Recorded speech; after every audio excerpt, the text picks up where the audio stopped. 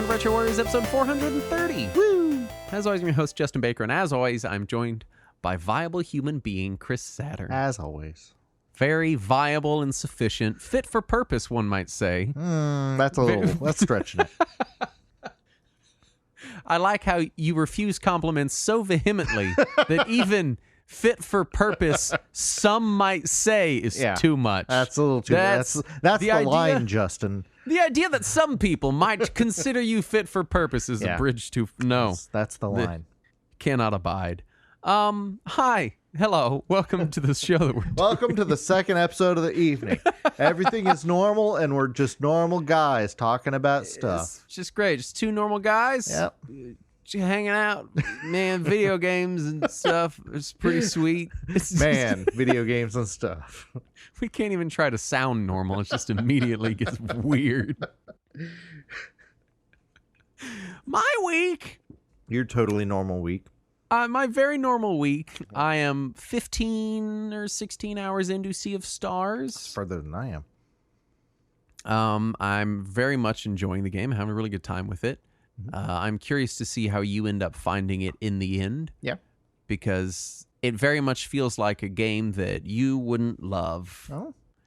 But I think some of it is, the combat is very involved. It is. And that is what I like about it, is that every combat matters. Yeah, that's my big complaint so far, is that every combat requires enough time and focus that it feels like a distraction. Like by the time I get past the combat to get to, the actual progression, I have forgotten what is going on. Because the combat is that much. Like, even when you're crazy high level, you really can't just button mash through a combat. Yeah. I guess at a point you can. Yeah. But yeah, you really... I'm nowhere near there. It's a very, very... I have just gotten to an island pretty early in the game. So mentally demanding game. It requires a lot of brain juice, which I assume is what brains run on. I don't know what's going on up there, but I think it's some kind of juice that's making everything work. I got juice in my head. Also, I fired through about 15 hours of that in like a day and a half. And then I was going to take a break. Mm-hmm. So I was like, all right, let's let this one breathe a little bit. And I was looking for something just kind of quick and easy to play for my break from Sea of Stars, which in retrospect, I don't know why I was taking a break. I was enjoying the game just fine. I guess, I don't know. I was just like, this is too much enjoyment. I don't deserve this. I need to go find something else. I did boot up Warhammer 40,000 Games Workshops presents Space Marine, etc. Turbo Hyper Fighting Edition. Right. The remastered version. And it's still just, man, what a good game. It's just such a fantastically fun game. I really do enjoy that one. But beyond that, I did start Baldur's Gate 2. Yeah. And then wasn't feeling burned out, but was just feeling like, I don't know that I want to fire through another, 10 to 30 hours of this. I think I want to give it some time. Space it a little bit. Yeah. I'm also cooled off on Dark Souls right now.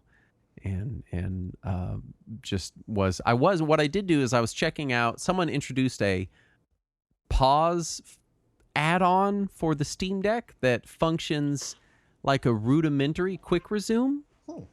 Because I've been goofing off in Forza Horizon and Starfield on my Xbox just a few minutes at a time. Yeah. And I still think quick resume is the greatest feature of this entire generation of gaming. It's incredible. And it is greatly missed whenever I go over to the PS5. Yes. Anytime I go anywhere else to any other system, I'm like, I want to pause this exactly where it is and pick it up in a month. Now, there is something that the PS5 has that's kind of similar, but it has to be programmed per game, where it's resume activity. Okay. Where, say you're playing a game like Horizon, you've got the first one on Steam at least, so you know basically how it works. And say you've when you paused your game, you were in the middle of a quest that had you going somewhere, but you paused in some city, and then you turn the game off. Well, the next time that you highlight the game in your PS5's menu, it'll say resume activity, and it'll have that quest name. Yeah. And you can either start the game, which just starts it like normal. You see all the logo screens and the loading screens and all that shit. Mm-hmm. Or if you click resume activity, it just plops you in that city with everything already moving towards that. So well, all right. It's similar-ish to Quick Resume, but not nearly as useful. The one on Steam Deck is pretty rudimentary, and it allows you... One feature that I like is it allows you to set it so that whenever you open the Steam menu, it freezes the game running. Which, because you got to keep in mind, these are PC games. Right. They're not built to do that, like on Switch or Xbox or whatever. Yeah. So that's just a nice to have. Yeah. But then you can load up other games. There's two problems. One is that it doesn't put it in your storage, because basically what the Xbox does is it takes what's in your memory right now and dumps it into a little storage tank. Yeah. It doesn't do that. So any game open is still eating up memory. It's still in your RAM. Okay. So you can't boot up like multiple big games or they're going to run like trash. But I was jumping between Space Marine and Shredder's Revenge. And that worked great. All right. The other problem is that I use what the Steam Deck calls per game settings. So the Steam Deck will remember, you can set power and refresh rate settings for each individual game. Right. So when I'm playing Shredder's Revenge, I drop my TDP down to like 5 and I underclock my graphics card, and I think I put my refresh rate on like 40. And it remembers that every time I boot up Shredder's Revenge to apply those settings. Right. Well, when you're using the pause feature, it doesn't really know which game is actually the one running, so it gets confused about which settings to apply, and then was trying to apply my Shredder's Revenge settings to Space Marine, which is a much more demanding game. And so it's not perfect. It just, God, I miss Quick Resume. It's so good. It's so good, Saturn. Yeah, my only complaint about Quick Resume is every now and then it'll lose a resume state, like if a game updates or if you've opened up enough games in between that. But I think you can pin them. It still works consistently enough that it is absolutely worth it for the few glitches that it has. We're redoing my living room right now at my house, and I had a big old like 90s stereo, right? And that was the sound system for my TV. And we finally decided that we just don't have the space for this giant stereo. It eats up so much space, and the speakers are big floor speakers. Right. So we bought a 5.1 like surround system. Nice. I've never owned one of these things. I've had a sound bar before, but it was literally just a 2-speaker, 2.1 sound bar with the sub. And I got a good one. And so I got this like Dolby Atmos 5.1 blah, blah, blah, blah, blah, et cetera, sound thing. And it is unnerving. It is unnerving to hear something in the TV behind you. Yep. It's so weird. Yeah, it still catches me off guard sometimes. And so I've been watching a lot of TV and movies and playing some Xbox and stuff. What brand or receiver did you get? It's a Hisense. I bought a Hisense because my TV was a Hisense, and I've very much enjoyed my TV. So I was like, well, I like Hisense. Did it come with the speakers, or did you have to buy them separate? It came with all the speakers. So I got the sound bar, I got the big subwoofer, and I got the 2 little satellite speakers. And I hooked it all up, and it just automatically worked, which it's HDMI, so that's just kind of how HDMI works. Now, you may need to, on some of your devices, specify what kind of audio it takes, though. I did on my Xbox. I was like, this sounds okay. And then I remembered all of my shit was funneled down to stereo sound because I had it hooked up to a stereo from the 90s. Right. And so I was like, it sounds pretty good. And then I went and turned on Dolby Atmos. In the sound settings where it had been turned off, and I was like, oh my God. Now, also on your Xbox, you'll want to check to see if that sound system accepts PCM audio as well, because if you set it to just straight, if you set it to Dolby Atmos, it simulates the surround even when things aren't in surround, and that can cause a delay in the audio, whereas if you set it to straight PCM, everything the Xbox pumps out that is surround will still be played in Dolby Atmos surround, but it won't have to do that processing first, so you don't get the lag in the audio. I see. I'm learning so much about sound. I had to learn all this when I got my most recent receiver, because I've got a Yamaha, which was a pretty nice one. So I had to deal with all the same shit. It's even more complicated when you go between Xbox and PlayStation because they have different terminologies for the shit in their menus. It has made me first we watched some movies on it. I had bought the new Ninja Turtles, and my kid watched that, and that sounded good. Yeah. And then I watched I watched World's End on it, and then I watched a bunch of YouTube videos on it, and I was like, "Yep, it sounds nice." And it's so here's the thing: is my old stereo would blast you out of the house, right? But the problem is everything is made for, at the very least, like decent 2.1 systems, right? And so you'd be watching a show, all the audio is mumbled, you can't tell what anyone is saying, right? And then the bass rattles the entire building. Yeah. And so that was the other reason we upgraded, is we got tired of having to turn subtitles on. Right. And I was like, I was talking to Courtney, and I was like, I think what we need to do is buy a surround system, because shit is just made under the assumption that you have a way to hear really delicate and small audio without having to turn the volume way up. And it worked. Yeah. It sounds really nice. Yeah, my current sound system, rather than having like just a volume indicator that's just like 1 through 20 or whatever, it shows you the decibel range. And so in order for me to watch streaming media on my Shield, I have to keep the decibel range between -10 and -20, or it gets way too loud. Yeah. But if I am playing my Xbox, I have to drop it all the way down to -30. So if I switch from my Shield to my Xbox, it blows me out of the damn room because of how loud it is. I have noticed that. I've noticed like some inputs, some devices are way louder than other ones, which was the PlayStation is the loudest. I have to drop that all the way down to -40. That was not an experience I had on my old stereo. I'm guessing because everything's using modern technologies, and it just changes, Yeah.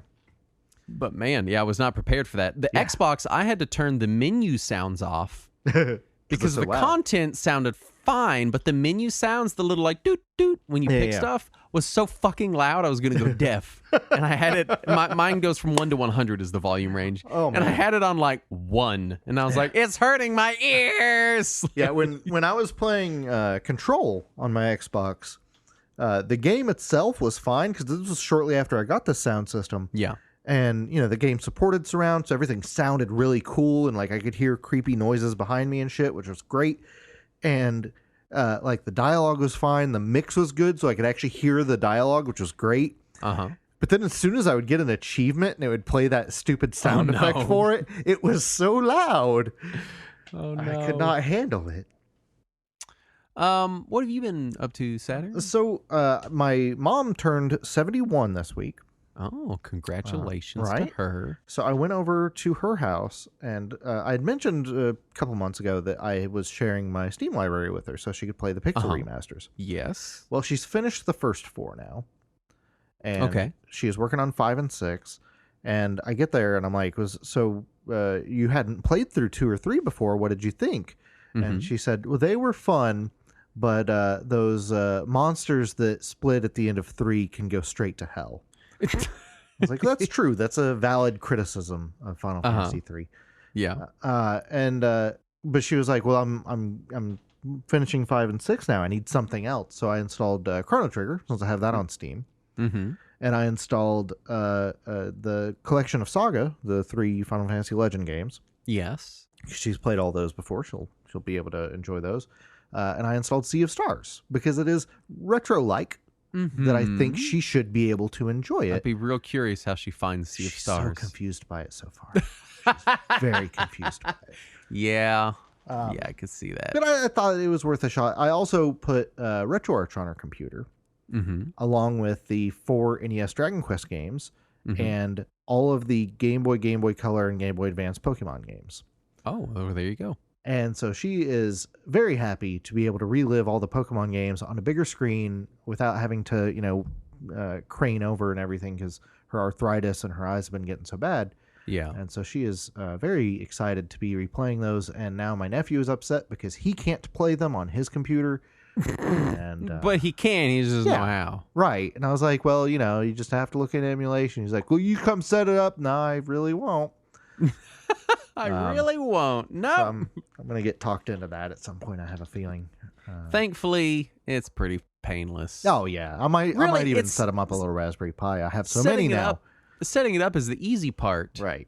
What's not the easy part is when he calls you in a week wanting you to troubleshoot like some RetroArch menu thing. Yep. You know, I feel bad because sometimes people reach out to me on the Discord because we talk about RetroArch a lot. Oh, yeah, more than we want to. And I think that sometimes we give the impression that like we know what the hell's going on. We absolutely do not. No, we don't. We just know how to Google the answers. People will be like, Justin, how did you do such and such in RetroArch? I'm like, I don't know. It's RetroArch, so I treat it like Linux, which means I just do random shit for hours until it works, and I don't think that's the answer you want. No, that's not how Linux or RetroArch works. What happens is you spend hours messing with shit, and then you find some forum post from 8 years ago where someone kind of answers it, but not really answers it, and you just kind of tweak that until it does what you want it to do. It's like you've lived my life. That's good. That's good that she's getting to relive those. She is enjoying it. I haven't yet gotten the first how did I break RetroArch call yet, but I assume it is coming soon. Yes. Any time now. She's gonna turn something on with a hotkey and it's gonna fuck. Yeah, I told her don't ever touch the keyboard when you're playing RetroArch. Yeah, it's gonna work great till she like drops something walking by with a game pause. Well, fortunately, she has a keyboard tray underneath her desk, so her keyboard slides in there when she's not using it. That's good. Yeah. Let's do the news. Yeah. First up, Hideki Kamiya is leaving Platinum Games. Oh no! So if you want to ban them on Twitter, if you want to get yelled at by that asshole, you'll need to follow him wherever he's going now. Just probably Twitter. Yeah, well, no, I'm sorry. Twitter's not a thing. I think you mean X. Oh, I'm sorry. I meant shitter. Oh, Jesus Christ! I'm like grandpa now. Well, no, you just replace the TW with an X. But words that start with an X are pronounced she, right? Yes. So it's shitter now. It's shitter now. I don't know. I get that this guy's respected, but he always just seems like a giant asshole. Yeah. So yeah. Hideki Kamiya does always sound like a giant asshole. Like at first it seemed like it was a bit. Yeah, I don't think it's a bit. And then the more time went on, you're like, I think he's just like a super hateful asshole. Yeah. He's made some decent games though. Sure, lots of people have that aren't assholes. Yes. Analog Pocket is getting a new translucent plastic version for $250. You might notice that's more expensive than the one that is made out of machined aluminum. Well, that's because translucent plastic is more expensive, right? It's trendy right now. If you're listening to this, you already missed it, so we're sorry. Is it not still available? I don't know. They pre-orders open on Friday, and I'm sure they sold out. Today is Friday, and so I'm sure it's gone. This episode won't go out till maybe Sunday or Monday for Uncut. Yeah, it's sold out already. It's gone. Yeah. So if you wanted to give Analog more money for a device that cost them less to manufacture, then you missed your opportunity.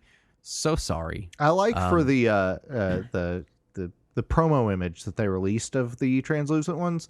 They've got different games running on each color. Yeah, that match the translucent color. Yeah. And for the Blood Red one, they chose Resident Evil Gaiden, a game no one wanted to play the first time. I think the green one is a Shrek game. It is a Shrek game, yes. For the clear one, they chose Castlevania, and the dark clear, the like translucent black, they went with Mega Man. I don't know what those have to do with it. But, all right. So, if you missed it and you want a really good handheld that plays lots of games, the Miiu Mini Plus is still in stock on Amazon with Prime shipping for either $60 or $80 in multiple colorways, including translucent atomic purple. So, I know that it's not an FPGA device, but just throwing it out there, just, giving you options. Right. Xbox Dev Kit found with unreleased prototype of Crash vs. Spyro Racing. Yeah, and the prototype does not have Crash or Spyro in it. Oh. It's a very early prototype. Okay, so it's like barely kind of thing. It's barely proof of concept at that point, but it is still neat to find things like this, and I'm glad that things like this can be preserved and and saved for future reference. SAG after a vote to authorize video game voice acting strike. Do we know the results of the vote yet? Or they voted to authorize the strike. All right, here we go. And they'd been talking about it a few weeks ago. We talked about it on the show that they were considering a strike, and now they have voted, and now they are having the strike. So there is a voice actor strike in the video game industry right now, and we will see how that turns out. I'm curious to see how much. I feel like there's much more unity on the Hollywood side of that spectrum than the video game side of that spectrum. Nobody wants unity right now, Justin. That's problems with unity. Honestly, this feels like a real long strike. This has been going on for a while. Well, the writers' strike resolved this week. Okay, all right. So that part is resolved, but now the actors are still finalizing things, and they have also moved into the video game space. So there you go. And I think the big contention with the video game voice actors is AI use of their voices. Yeah, which is a concern. That it's something that needs to be addressed. So, and video games will definitely be the first industry to replace people with AI. Yes. They can't wait. Right. I'm sure. And even like for people that they are hiring to work on the game, they might want to have 40,000 voice lines, and you can't sit down and do all that very easily. So if they can simulate it, they're going to try to. Capcom's president Haruhiro Sugimoto says that games are undervalued and should cost between $80 and $100. Hey, they already do. Also says that people who can't afford these games should get Game Pass, you poor fuckers. You poor, stupid, cheap fuckers. Those just buy Game pores. Pass. Just fucking dirty pores everywhere. Hey, Capcom, you know how you're profitable and have multiple of the most famous gaming franchises of all time and are still making plenty of money? Maybe you can just fuck off and make games or something. I don't know, just a thought. Like, you could do that. You remember last episode when we were talking about that game that only cost $5 and how profitable and successful it was? Yeah. Maybe it also should have cost $80 to $100. It's okay for people out of the loop. Games already fucking cost $100. Yeah, when you factor in all the DLC. And any game that comes out, you get 3 versions. You get the loser edition, you get the gold edition, and you get the gold deluxe platinum turbo hyper fighting edition. Right. And it is usually like $70, $80, and $100 respectively. It's so insulting that Mortal Kombat 12, 1, 11, whatever it is, on Switch costs $70 for its base edition. Yeah. And it was that broken and buggy and just awful. I don't get why these games are starting at $70 on Switch. Like, it's one thing when it's Zelda and they're putting in that effort. Like, I still don't want that I'm price. still upset about the Zelda price hike. It was the same fucking engine. Right. You know, like... but at least it is a game that, is fully functional, working, and they clearly put in some effort on. That Mortal Kombat game, it doesn't look like they did put any effort into the Switch version. It doesn't look like it's done yet. Right? Fuck off, Capcom. Fuck the fuck off. If you were a company that was struggling right now, here's the thing. I don't agree with this kind of business practice ever, which is we want to make more money, so we're just going to increase the cost. That's just not how it works, man. That's not how it fucking works. Now, and in his interview, he did go on to say why he thinks that, and he mentioned the games during the Famicom era cost the equivalent of $80 to $100 in Japan, even before inflation, and that it was teams of 10 to 15 people making these games. Sure. And now the games cost roughly the same, but there's teams of 2,000 people working on the game. And here's the thing.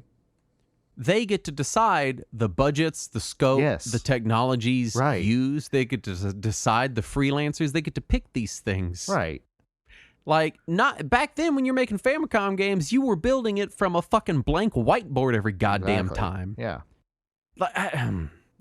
Like, I understand that development costs have risen. Yes. But they've risen because these companies have been increasing development costs. Like, they're the ones doing it. They're the ones bloating these things. Capcom, you're the one making the humongous budgets that are too high. Right. Budget accordingly. Yeah, look at Vampire Survivors.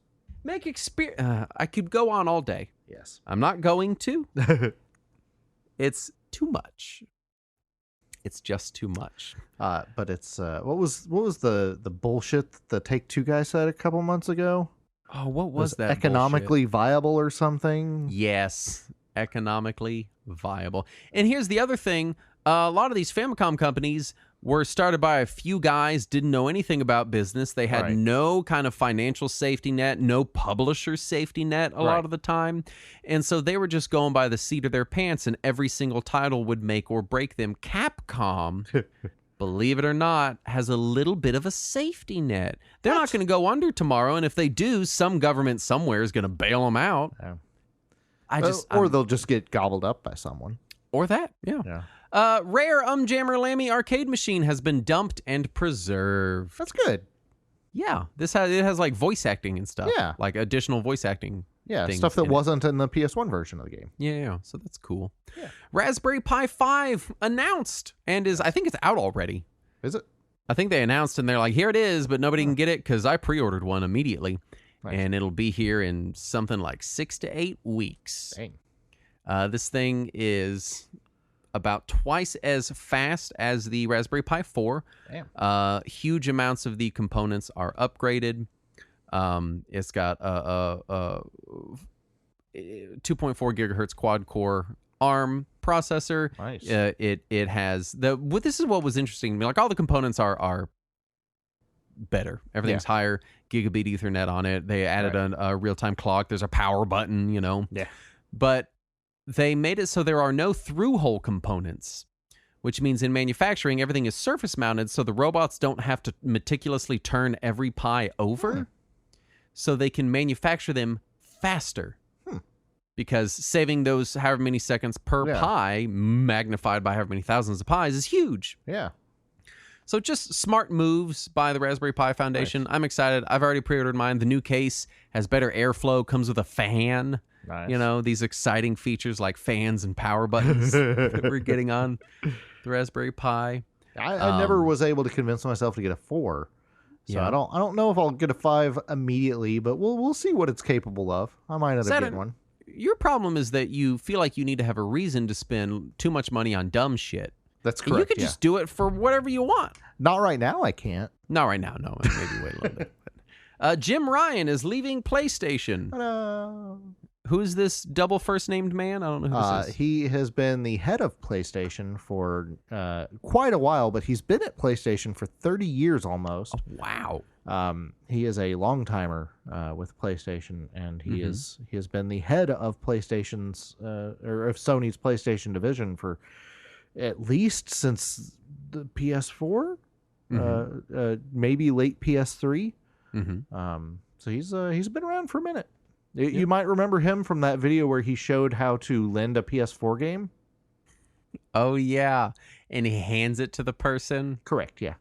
Yeah, that aged poorly because Microsoft walked it back. Yes, and now Sony is trying to do the same kind of bullshit that Microsoft was trying to do, then make everything digital only. No way, Saturn. That's another thing, Capcom. Yeah, they cost more money because every time you got a physical cartridge, there's just much more overhead in physically getting the game to someone. Right. So much of your stuff is digitally distributed. I can't. Okay, I'm done with it. I'm done talking about it. For Devil May Cry Netflix series announced. I'm excited for this. Devil May Cry is stupid fun. Yeah. I hope that it's a stupid fun show and it's not too serious. That's kind of my concern. Is they're going to be like, oh, it's very serious. And I feel like Devil May Cry kind of got more serious as it went along, and then DMC was kind of a reboot back to not serious. Yeah. And I just hope they get the tone. I hear that the ones after DMC went back to being kind of goofy. Oh, did they? That's good. That's good. Epic has laid off 900 people, about 16% of their total staff, and sold off Bandcamp. Yeah, and the people that they laid off were mostly at Mediatronic, which was the Fall Guys studio. Which, oh, that's sad. I thought that studio was doing pretty well. I assumed it was too, but it just seems that they got gobbled up and then dumped on by Epic Games. And the Fall Guys is about to have a crossover with Final Fantasy 14. Oh, well, that's a weird. You'll be able to play Fall Guys inside of FF14 now. Hatoful Boyfriend Dev says they haven't been paid since Mediatronic was bought by Epic. Yeah, that's... Man. All right, then. Isn't Epic the Fortnite company? Yes. Doesn't it seem like they probably have some money to like fix a lot of this shit and quit fucking everything up? I saw a meme from like a couple of years ago where Tim Sweeney, the head of Epic, had posted a meme on his Twitter feed that was Epic during a recession, and it was just it was like a picture from the movie 300 or something where all the guys are standing there with their shields, because he was implying that even when there's a recession, Epic, defends its employees and keeps them from getting laid off. And then this happened. Yeah. Good job, Tim Sweeney. It just seems like you're a two-faced dum-dum. Embracer may have canceled the Knights of the Old Republic remake, but maybe not. We don't know. It could have happened. Well, we're just not sure yet. Yeah, Sony and Embracer both deleted all references to it on Twitter and some other websites as well. And they have since made a statement after several websites broke this information to say, "Oh no, it wasn't canceled. We just lost the rights to the music from that ad, so we had to pull it." But the ad's music, the only music in it was the main theme to Star Wars. And so you would think that if they are still making a Star Wars game with Disney's permission, that Disney would give them the permission to use the music. But who knows? My concern is it's in some kind of weird rights situation, and they're going to decide that, hey, it's just not worth the effort for this thing that's not going to make infinity money. So far as we know, all of the rights to it are owned by Disney. Yeah. Because Disney, LucasArts had published the original version of the game, and Disney retained all LucasArts rights when they became a thing. But then how do they lose the rights to just the Star Wars theme? So it was Sony and Embracer who said that they did not have the rights for the music. Oh, okay. In the trailer posts. This is all fucking weird as shit. It's stupid is what it is. Finally, Capcom adds Breath of Fire to the Capcom Town website. Oh, they did a thing and they didn't charge $100 for it? Oh my God. This one's free for some reason. Out. Yeah, right. Maybe later he'll charge us $100 for having used the website. Maybe. We'll get billed after the fact. Which brings us to our topic at hand, which is title. No. I didn't write the topic. It's 1988. Yes. Which is the year that John Lovitz introduced his awesome Michael Dukakis impersonation. And if you're my age, which is 35, you barely know all the names in that. Yeah. John Lovitz is a treasure, I'd just like to say. Yeah, I'll give you that. He is fantastic. As far as scope, as other year-based episodes, this will be a North American perspective, although we may touch on other territories for context, but this is mostly from our perspective as North Americans because we've lived our lives in North America. And if you're not in North America, you don't know any of the names in that previous statement. Yeah, none. All charted items, so whenever we mention best-selling, most grossing, etc., are listed in order from most to least. So the first thing we say will be the best-selling, most grossing, etc., just because I have a lot of lists of things in here. And as calendars hadn't been invented yet, some dates are a little wishy-washy for games released in this era, which is a thing that we were reminded of when doing research for this episode. Yeah.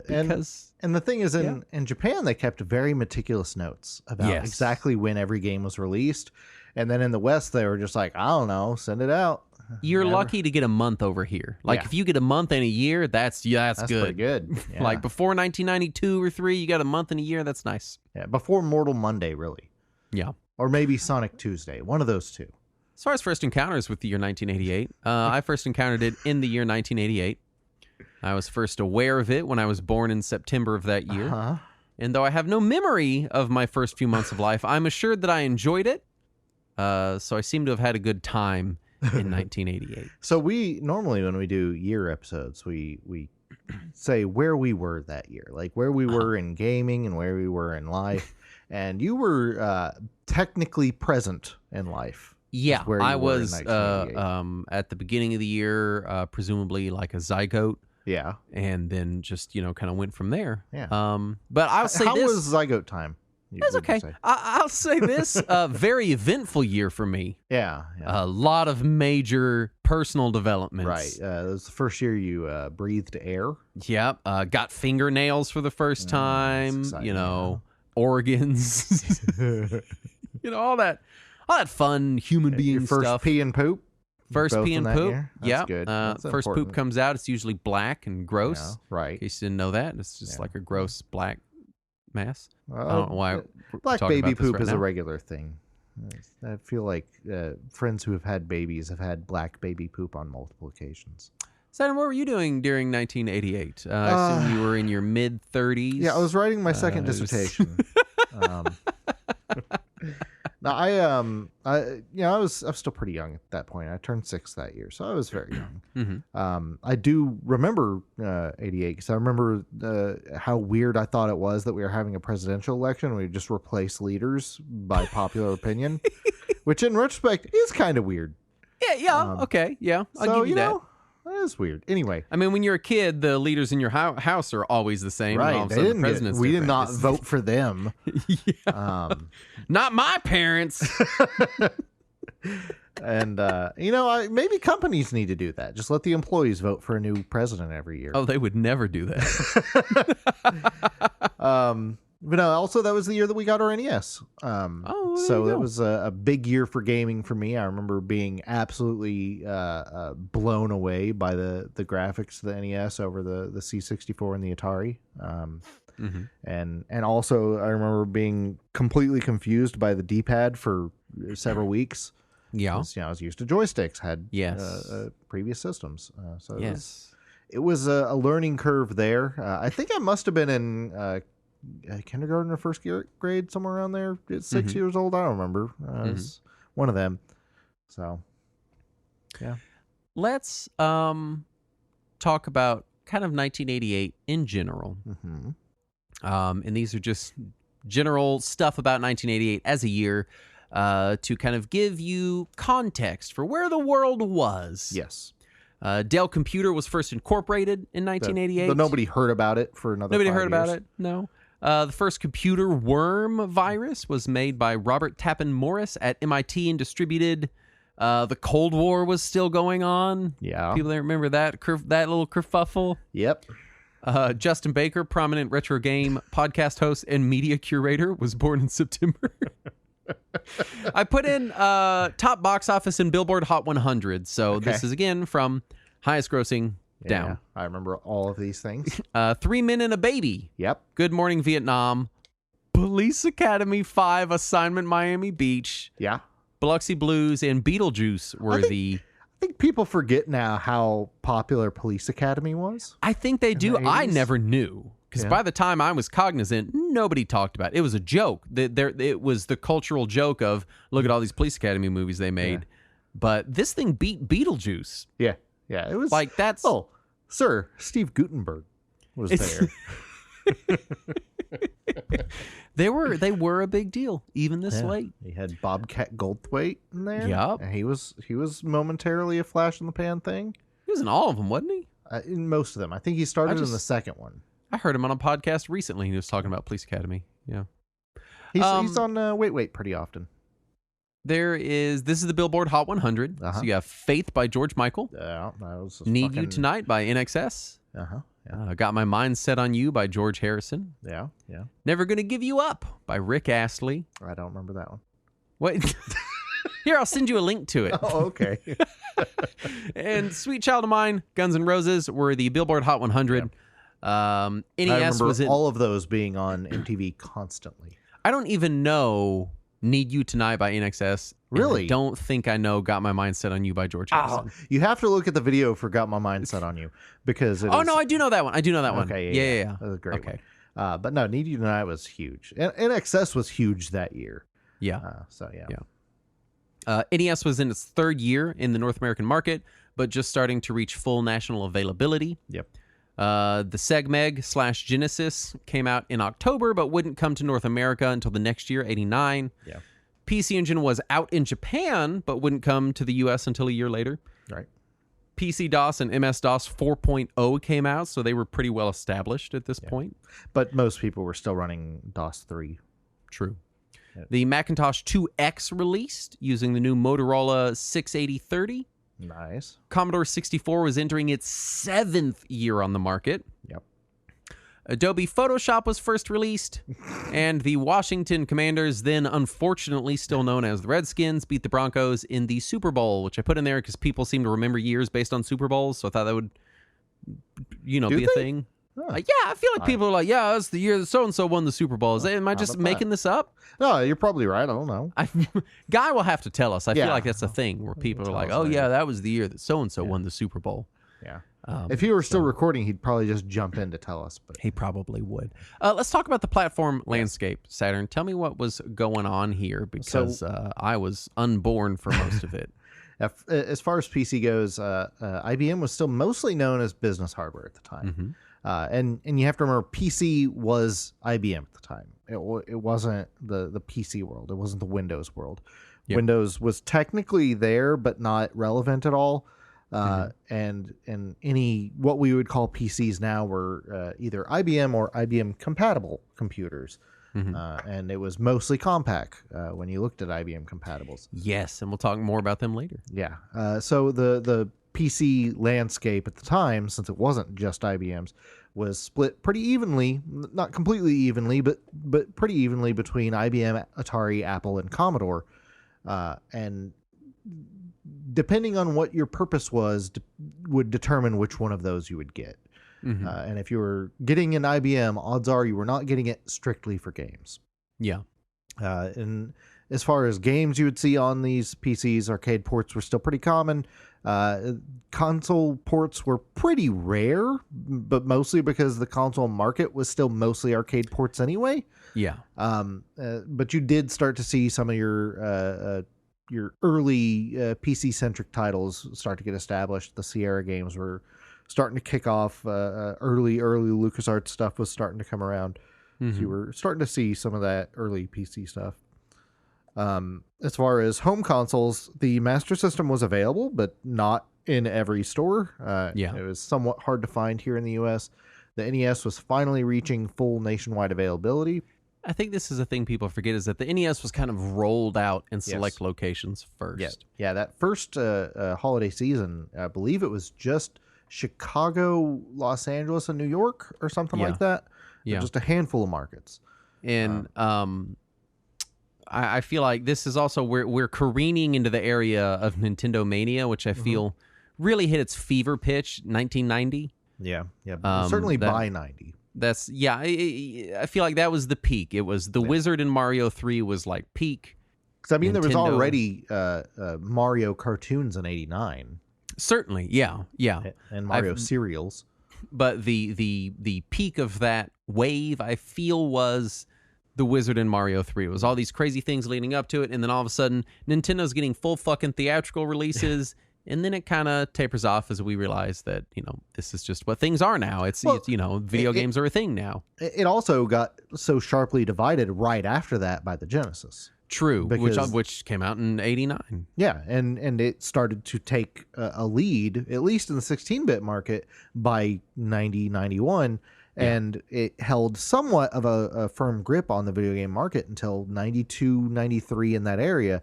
So there was kind of that quick taper of Nintendo Mania, and it just kind of became video game mania, which then just kind of became the new normal. Right. But yeah, so in addition to the Master System and the NES, there were still other systems that people don't think about now as being 1988, but the Atari 7800 was still out there. The Atari 2600 was still in production. What's funny is I did a good chunk of the research for this episode, reading through things from gaming in 1988. Yeah. Literally none of it mentioned the Ataris at all. Not one, until you put it in there. There was no mention of Atari at all in this episode. No, it was still selling because the 7800 came out in 86. And it didn't get discontinued until, I want to say 92, 93, something like that. So it was on the market. It was available. The Atari 2600 had been re-released in its new form factor, I want to say also in 86 or 87, something around there. And it was competing full-fledged with the NES on television. There were ads specifically targeting Nintendo from Atari about how the Atari 2600 has more games, it is cheaper, and it is available right now. You don't have to find it somewhere. What's interesting is neither Atari system is in the top 10 best-selling home systems for any listed territories for 1988. And you have to, well, the Atari 7800 didn't do well. It is not a success of a platform.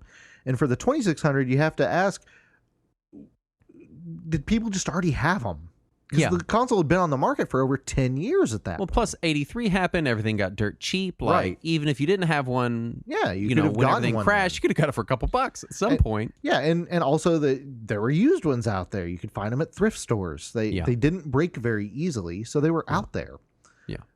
The ColecoVision had died a couple years earlier, but there was still some stock available in stores. You would still see stores selling either old stuff or used stuff. Mattel had already sold off Intellivision to NTV Corporation, who was still making the console at this point for some reason. I don't know that anyone was buying it, but they were still making them until the early 90s. But it was on life support. People weren't buying the Intellivision. They weren't buying Intellivision games.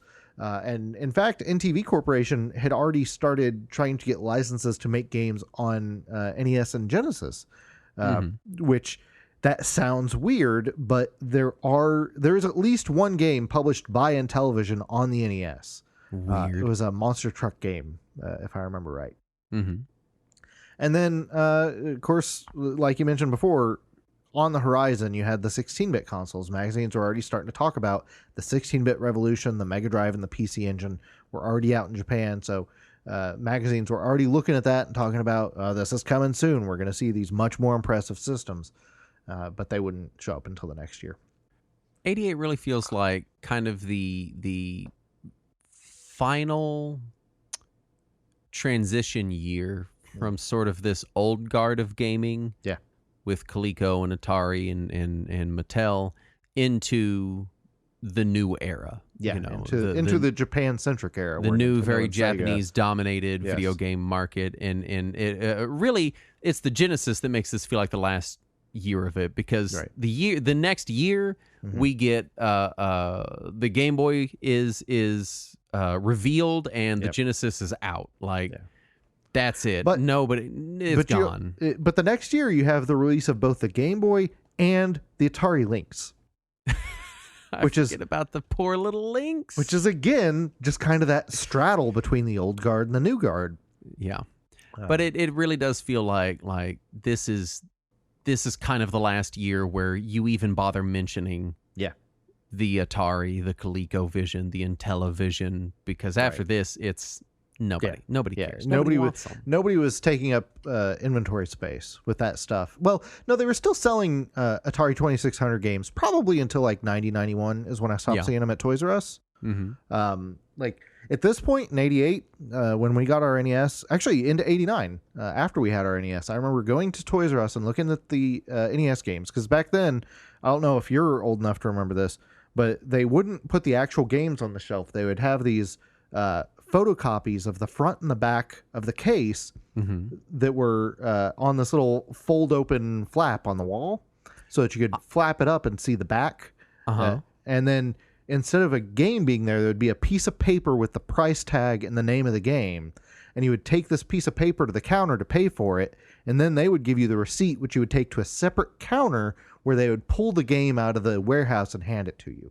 I always remember having the glass cases. Yeah, this was before the glass cases. Yeah, no, I do not remember those. And when I remember us going to look at NES games, it was probably 89, may have been late 88, and the aisle that was video games was like a long-ass aisle, and one side was all Nintendo and maybe a little bit of Sega, and the other side was all Atari. It was just a massive section of Atari 2600 and 7800 games. And this was in 89, 88, so it was still pretty late, and it was still most of that aisle. Yeah. So it was, they had a long tail due to their huge install base. Let's talk the kind of, because you mentioned it, but sort of the burgeoning handheld system so market. So yeah, like I mentioned, Epix was the company that actually made the Lynx. Everybody attributes it to Atari because their name was on it, but Epix was who made it. And people may remember Epix for making a bunch of games on the Commodore and other microcomputers of that era. They had already been pretty deep in development because they started showing it off in January '89, so right after 1988. Game Boy was also getting shown off at trade shows, but it wouldn't release until the next year. But Mattel and Coleco were still making handhelds. You could get a little tiny tabletop Zaxxon game from Coleco. Or you could get Mattel Electronic Football. I'm aware of electronic football. These are basically Tiger handhelds before Tiger handhelds. Yep. Actually, Tiger handhelds may have been getting started in this era. I forgot to look that up for this. I feel like it's a little early for them. Yeah, I want to say that was 89, 90 was when we started seeing those. Because I remember the earliest ones that I saw were things like Ninja Turtles and Simon's Quest, and that feels like that would have been an 89 or 90 thing. Yeah. But yeah, it was still a little too early to talk about a real handheld market. And of course, arcades are still a thing in '88. They had not still a huge thing.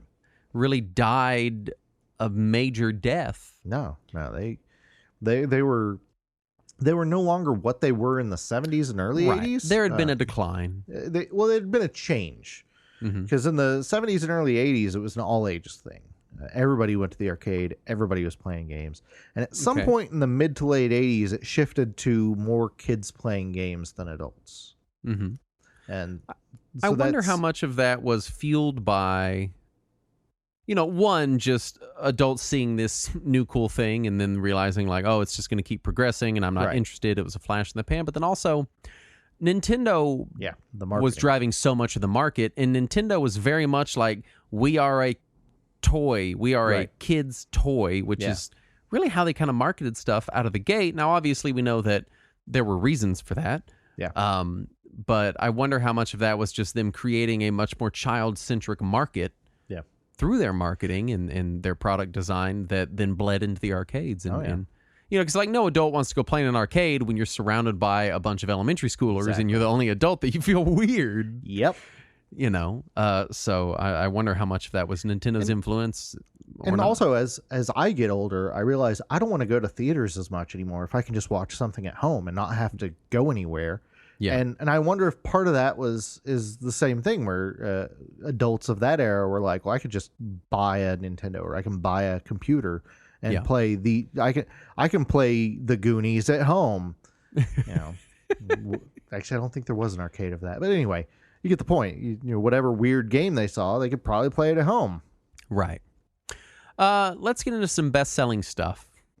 And I'm just going to kind of fire through some of these. So best-selling arcade games of the year were RoboCop, Checkered Flag, Devastators, some other shit, and then Bad Dudes versus Dragon Ninja at a respectable and life and opinion affirming 7th place in the charts according to Bondeal. Saturn, what is your response? Who Bondeal is?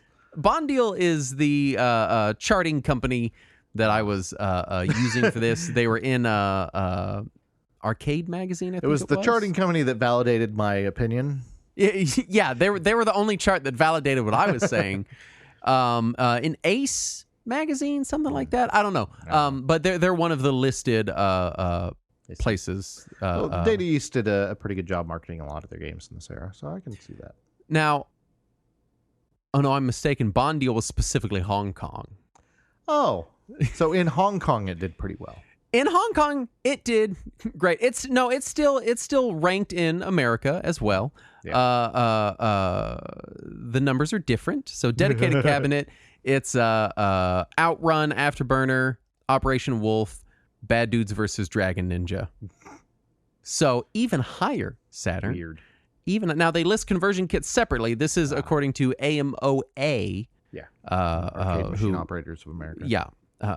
So the conversion kits are listed separately, which is Twin Eagle, Heavy Barrel, Capcom Bowling, and Time Soldiers. But Dedicated Cabinets, Bad Dudes versus Dragon Ninja is up there. I don't know why. Saturn. It's up there with Outrun and Afterburner and Operation Wolf. Okay. All right. Look, we had bad taste in 88. Home console software. I've got best selling by month. And this is, I don't believe that this was an NES list, but it's all NES games. Like the whole thing. So I'm kind of wondering, and again, this is kind of the struggle of getting information from this era. Yeah. Is that it could have just been an NES specific list. Yeah, and there wasn't a ton of magazines in this era. You had EGM starting. Yeah. You had Game Players was still around. And you had some of the real old ones, the Computer Games Monthly, stuff like that. But it was, nobody was, there wasn't peak journalism yet in the video game space. In a lot of the sales tracking and stuff was for, again, arcades, because those were businesses and businesses needed that money. Yeah. Mike Tyson's Punch-Out dominates a lot of these charts going by the month. Yeah. Legend of Zelda pops up in March and June and July. And then October through December is just Super Mario Brothers 2 dominating all the way down the chart. Double Dragon pops up in September, briefly. Yeah. RBI Baseball pops up in there as well as ice hockey. But what's interesting is Legend of Zelda tops a lot of these months, at least in the later weeks. But Zelda 2 came out in 1988. It was in December. Well, it came out real late in the year. Yeah, so it came out in December and couldn't topple Super Mario Brothers 2. Super Mario Brothers 2 just crushed it out. Did you play Super Mario Brothers 2? I have played it, and it's fantastic. Exactly. As far as hardware, this is North American again, and it includes computer sales because I couldn't find one that was just video game hardware. Yeah. Compact PC tops the charts. As you were saying, a lot of people still using, or at the time using, compact PCs. And the reason that compact was such a big deal at this time was because, one, it was new, and two, it was the first big name IBM clone, and it cost a fraction of what IBM cost. If I remember right, it was like half the price of an IBM, but it could do all the things an IBM could. So it was a huge deal when it released. And then second up is the NEC Ultralight. I didn't even realize that came out in the U.S. I didn't either, and I double-checked, and it is listed in the U.S. charts. It sold 95,000 plus units. Weird. It's I'm a little surprised computer. not to see the Atari XT on here. Yeah, it's not there at all. This is or the C64. It's a very strange list, and I see no citation here. But this is the NEC Ultralight. It's a portable computer. It ran DOS 3.3. It was featured in PC Magazine on its November cover in 1988. So maybe DOS? It says it ran. Yeah, it includes MS-DOS 3.3 built into the ROM. So it's not exactly a PC-88. I think what it is this was probably marketed to the business types. Yeah. It's a portable computer. It runs DOS, and it was featured in PC Magazine. It really feels like that's kind of what the sales were for. So it's a different PC-88 than NEC released in Japan. That's so weird. I'm guessing. I mean, it is the NEC Ultralight, but then listed in the chart, it said /PC-88, PC-98. That's crazy. But then in the actual article for the Ultralight, it listed nothing about PC-88 that I saw. Weird. But I didn't read it very closely. Yeah. Anyway. Sorry I didn't. But yeah, no, I agree. A weird one. Yeah. And then the NES at number 3 here. But notably, the NES action set with Super Mario Brothers Duck Hunt was the best-selling toy of the year. Yes. Meaning that Super Mario Brothers Duck Hunt was technically the best-selling title of the year, despite not being the best-selling individual cartridge at any one point. Yeah, you'll notice that that does not mention the NES console with Rob, because I believe that had either already been phased out or was being phased out by this point. Yeah. IBM PC at number 4 here. Yeah. And then the Master System Mark III at number 5. Yep. Which is higher than I expected. Yeah, me too. Honestly, I would not have been shocked to see the 2600 Junior topping out over the Master System. Yeah. And I wonder if maybe like they just weren't listing it anymore because of how old it was. Possibly, or maybe because it was a hardware revision. Yeah. You know, with the Junior, I don't know. It's really hard. And again, there's not a lot of information here. Yeah. Oh no, hey, wait. I did find there's the annotations. Computer World were the ones reporting that the sales of the NEC Ultralight were so high. Weird. So and then it's the holiday gift guide, fantasy games remain popular with young video fans. Oh, good. Is what listed I am a the young Mark video III fan. there. I'm also a young video fan, Saturn. Well, I was in 88. I'm less young now than I was in 88. I feel like this all paints the picture. Mm-hmm. We're starting to see affordable IBM clones. Yep. We've got NEC Ultralights. We've got portable computers popping up. The NES is chugging right along. Yep. The old guard is kind of falling away. Yep. Sega is putting a little pinky toe in the market a little bit in North America with the Master System. We've probably talked about it on the show before, but when Nintendo and Sega first tried to sell their consoles in North America, they had no distribution network. Yeah. And Nintendo went to Worlds of Wonder, who is best known for the Teddy Ruxpin doll, and they distributed the original model NES, the one that came with Rob. Yeah. And Sega went to Tonka. And so the Master System and all of its games and accessories until the Master System 2 were all sold in the U.S. by Tonka. Mm-hmm. And it is believed that Tonka did not know how to sell video games. Are you besmirching the good name of Tonka? I'm just saying they are specialized. How dare you, in what they do.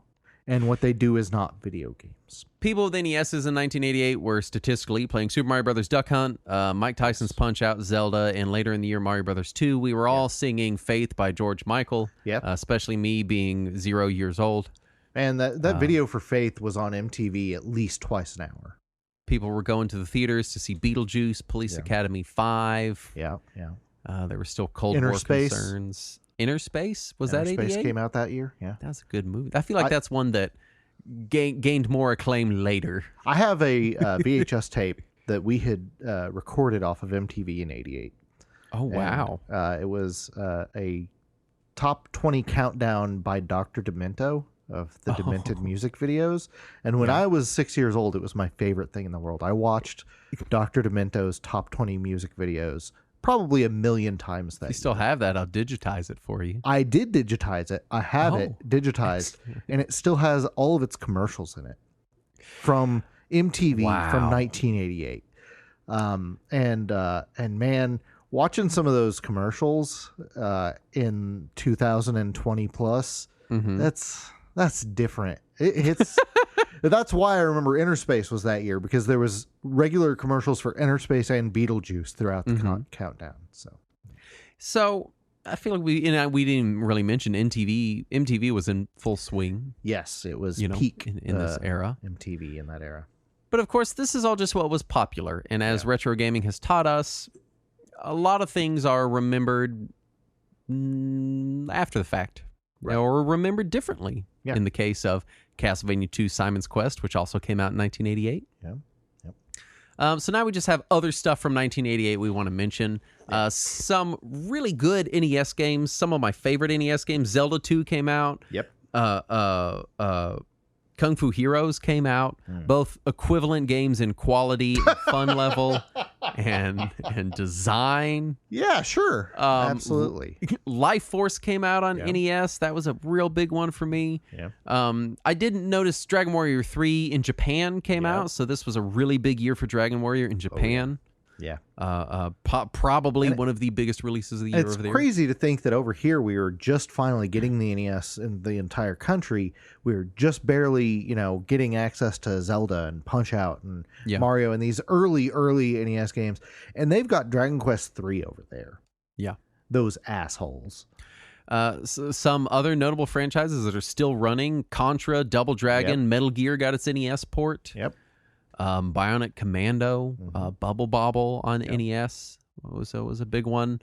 Sega Master System got some stuff. The first Phantasy Star, Golvelius, Opa Opa, which is Fantasy Zone: The Maze. There were some good titles on the Master System. Good port of R-Type that year.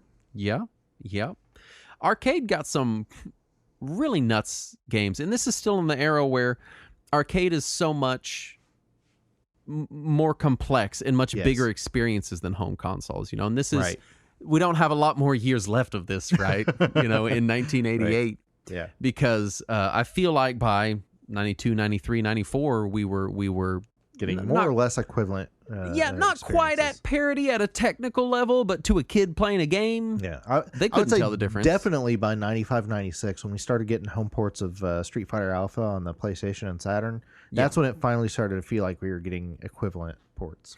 Yeah. But we got Altered Beast in arcades. Again, the notable selling in both North American and Hong Kong territories, Bad Dudes versus Dragon Ninja, which is a Bad Dudes good game that people wanted to play. No, it's really not. Double Dragon 2 was hitting arcades just as the first game was hitting home ports. Yep. Ghouls and Ghosts came out. Gradius 2, which is so good. Yeah. Lots of Ninja games. Ninja Gaiden Arcade, which sucks. Ninja Spirit, which is okay. Ninja Warriors, which is pretty good. Yeah. So it's the year of the ninja. RoboCop, Splatterhouse, Super Contra, Vigilante, Wonder Boy 3. Lots of really, really good arcade games that were head and shoulders above, and sometimes numerical sequels to the games that were on the home ports. And also, the arcade versions of Tetris came out that year. Yes. Both in Japan and the U.S. from different companies. And one of my favorites, New Zealand Story, came out in 88. Is 88 also when we got Tengen Tetris? Not quite. So that would have been later. Yeah, the arcade version came out that year. But the home port came out the next year. And this is right in this era that we've mentioned before, and I'm always so fascinated with. And you had put it in the notes here and just wrote, weirdness ruled the era. Yeah. Noting Super Mario Brothers 2, Zelda 2, and Castlevania 2 all being complete and utter deviations from their original titles. Right. And so this is right in that pocket where we don't know that these are going to be long-running franchises with standard design tropes. They're all just totally different. Well, it's also... it hadn't really been established what all a sequel needed to be yet in video game forms, because in a movie or whatever, a sequel is a continuation of the story. Well, most games didn't have much of a story yet, so they were trying to figure out what to do. And when you look earlier than this, you look at like Donkey Kong. You have Donkey Kong, whereas you're just trying to climb the screen. Then you have Donkey Kong Jr., whereas you have a different protagonist and you have a different objective. Yes, I was going to mention Donkey Kong as a great example of this. Yeah, and then Donkey Kong 3, which is another different protagonist and a completely different gameplay format. So conceptually, it makes sense for this era to think like, we're making a new sequel. People don't want to just have the same gameplay with new levels or new content. But then when you look at Japan and you look at Super Mario Brothers 2, people did apparently want that. You got exactly that. So it's interesting. I know that because there was discussions at the time over the Mario Brothers 2 thing. Yeah. And I think it's a good example of a couple things. One, I think there was concern over the difficulty, if I remember right. They were like, Mario 2 is just too hard. We can't release this in America. Nobody's going to fucking buy it. Yeah. That's but what, then Howard Phillips has always said. But then also, I have to feel like there was some concern over this looks just like Mario 1. It's just too samey. And also, in the U.S., we didn't get Mario 2 until 88, which was years after the first Mario game. So it made sense that... Because I think Mario 2 in Japan came out in 86 on the FDS? Oh, I don't know. I don't know that 86 or 87. So it had been I know enough it was time FDS, so it was a little bit later, but yeah. And so it's this strange era where the entire industry is asking itself this question of like, what do sequels to video games look like? Right. Shouldn't they be totally new play experiences? Isn't that what you would want? I mean, you don't want Pac-Man 2 to be just like Pac-Man, because if it is, why wouldn't you just go play Pac-Man instead of buying Pac-Man 2? Kind of was. It was Miss Pac-Man. True. Yeah, I guess Miss Pac-Man was... initially it was an initially conversion, wasn't it? Yeah. And then I believe got its own dedicated at some point. It did, yeah. I think it was just more popular, so they just quit making.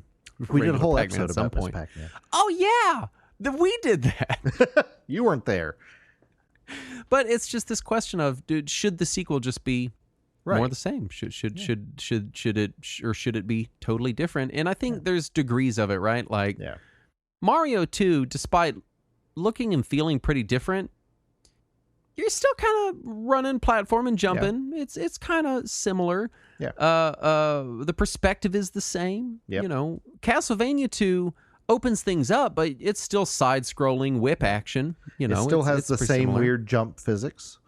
And while it looks really different to us all these years later, at the time, I kind of wonder how different did it really feel? I mean, anybody looking at Castlevania 1 then looking at Castlevania 2 would be like, yeah, that looks congruent, you know. Yeah, at the time, me playing them, I was like, oh, this is the natural evolution of Castlevania. It's the same game, but with a bigger map for me to explore. But then Zelda 2 in particular seems like the real the weird one. Odd one out, because it was not only so many mechanical shifts, it was it's just very different. It was tonally very different, graphically very different. The perspective changed. Now all of a sudden it was side scrolling. Yeah. And the fact that they shifted so hard back to the original for the next game made everybody feel like, oh, that wasn't only weird, but it was obviously a mistake if they reverted everything. Right. So it's interesting. This is a really weird, interesting era. This is, again, what we talked about when we did that Mario OVA not long ago, where this is that era where Nintendo they're getting pretty big. They're pretty popular, but nothing's really canon or established. There's very few established visual tropes for Nintendo or Nintendo characters. It's all just kind of like, I don't know, we got a cereal and we made a cartoon in Japan about a centipede dog that turns into a prince of flowers. And you're like, okay, sure. And we weren't very far off from a professional wrestler playing Mario at this point either. There you go. There you go. Pretty close to that. I think that was 89 is when the Super Show started. As far as final thoughts, this is an interesting year. This is kind of, because in addition to Nintendo, and you would put it in the notes, in addition to Nintendo kind of supplanting the old guard, the previous games market, this is also when the computer market is starting to really consolidate down. Yes. Yeah, and we're getting, everyone wants IBM clones, everyone wants DOS. That's just in the US, because overseas, microcomputers were still doing okay, but Amiga was still a valid competitor to IBM and Mac, and that just was not the case over here. No, I mean, you'll notice it was in none of our charts. Yeah. At all. No. So as far as final thoughts, weird year, kind of very much... it's going to sound really weird to say because numerically it's incorrect, but it feels like kind of the last year of the 80s as far as the game market, because 89 was like, no, all that old stuff is out. We're full steam ahead. Genesis 16-bit era is starting. Nintendo Mania is getting insane. And so this feels like really that kind of last year where everyone's sort of sitting around being like, hey, what's going to happen in these markets? Like, where's this going? And then 89, it was like, oh, we can see it. We see the road now. I do remember me talking to my cousins. It had to have been around this era, 88, 89, somewhere in there. And we were all asking each other, what number is the next Atari going to be? All right, because you had 2600, it was 5200? Yep. And 7800. They're like, what's next? Well, you just add another 2600 to it. You got to break 10,000. Yeah, you'd be over 10,000 at that point. You'd be stupid. 10,800. That's why they didn't make the next one. They couldn't add a digit. It cost too much money in the marketing Zeros department. Aren't free, sir. So final thoughts on 1988. What a weird year. Yeah. What a very strange, interesting I remember year.